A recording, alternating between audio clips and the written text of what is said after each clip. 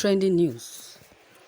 Federal government releases country's policy concerning Biafran secessionist group.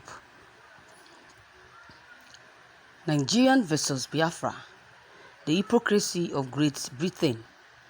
Leave this Europe where they are never tried talking about man, yet the modern man anywhere they see him. The showdown between the Nigerian federal government and groups fighting for the resuscitation of the defunct Biafran Republic has reached a critical point with the decision by the United Kingdom government to grant asylum to persecuted members of indigenous people of Biafra and the movement for the actualization of the sovereign state of Biafra, MASOP. In the just released country policy and information note, Nigeria, the Biafran secessionist group, the UKVI, the division of the Home Office, directed its decision makers to consider if a person who actively and openly supports IPOB is likely to be at risk of arrest and detention and ill treatment, which is likely to amount to persecution. According to the guidelines, the decision makers must also consider if Nigerian government actions are acts of persecution and not persecution. Those fleeing persecution or punishment for a criminal offense are not normally refugees. Persecution may, however, amount to persecution if it involves victimization in its publication of the authority. Most significantly, the UK government defined Biafra as an area in the southeast of Nigeria that comprises the states of Abia, Anambra, Ebonyi, Enugu, and Imo states. The area is inhabited principally by Igbo people, who are one of the three largest ethnic groups in Nigeria. We hailed the decision by the government of the United Kingdom to grant asylum to persecuted members of the indigenous people of Biafra and the movement for the actualization of the sovereign state of Biafra, MASOP. This puts lies to the criminalization of the two groups by the Nigerian federal government and the declaration of IPOB as a terrorist organization. Both Great Britain or the United Kingdom was the reason why Biafrans are being persecuted in Nigeria. It was Great Britain that gathered a discrete group of unrelated people, both in culture and outlook, and called them Nigeria, but refused to make them one Nigeria or nation. Britain actually introduced a differential policy of administration that favored one group against the others. When the landmines she laid began to explode, Britain turns round to provide palliative to the victims. This is wonderful. In what we know today as Nigeria, we have unrelated indigenous group inhabilitating the area, such as Bantu, the Semi-Bantu, the Sudanese, the Duar Aram, the Taraj, the Fulanese, and so on, in order to create a large market for her industries at home. Britain gathered all these people together into one country without considering their different cultural backgrounds.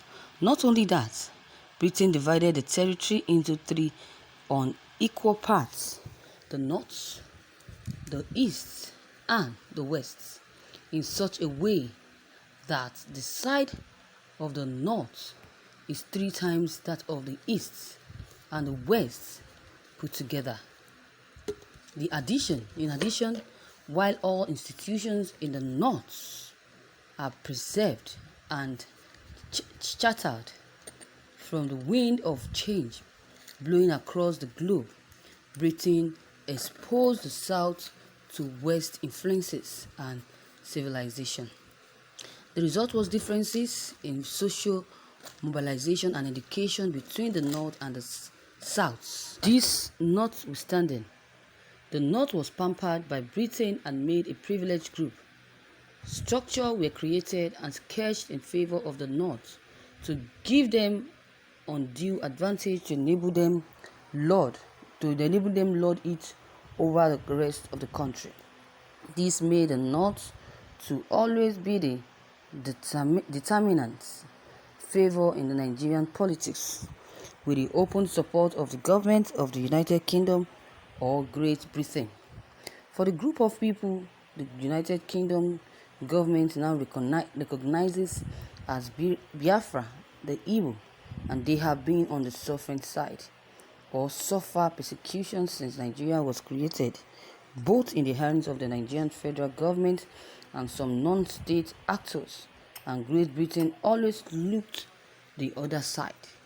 The Igbo were hated, discriminated against, killed, maimed, and other property destroyed or confiscated in different parts of the country. The high point of the persecution of the Igbo was in 1966, when over 30,000 Easterners, particularly the Igbo, were gruesomely massacred in different parts of the North Nigeria, with almost 500,000 people rendered homeless as refugees, in spite of the outcry and public protestations by these persecuted people. The United Kingdom, as former colonial master of Nigeria, did nothing to mediate the crisis. Rather, it was Britain that continued to fuel it. Biafran became a practical necessity in May 1967, when no amicable statement was found on the crisis, which resulted to the imposition of war on Biafran by the Nigerian federal government. Almost immediately, Britain took side with Nigeria and began to supply them with arms and ammunition, as well as with technical assistance, with which they fought Biafra. For the 30 months that Nigerian Biafra was lasted, by the time Nigerian war lasted, the United Kingdom was solidly on the side of Nigeria.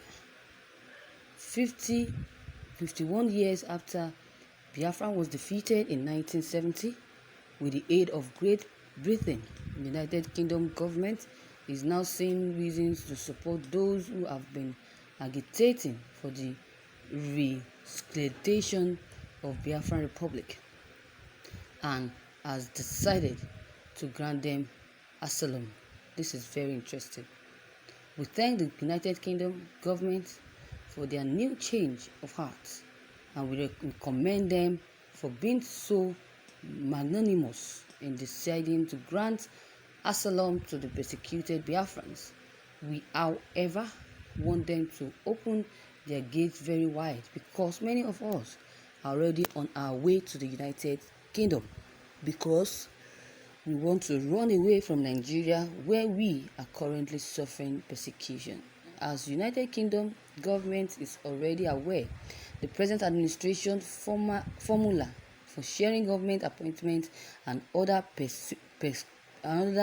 perquisites of office, which our president had unsheated, is on the basis of 97% and 5%. This is depriving those of us who are recipients of 5% a fair share of the country's resources, which we believe is persecution. So, United Kingdom accept us soonest.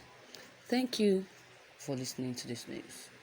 Viewers, your comments will be needed here. Please don't hesitate to drop them below the comment box. Click on the subscription button as well as the bell button for more updates. Thank you.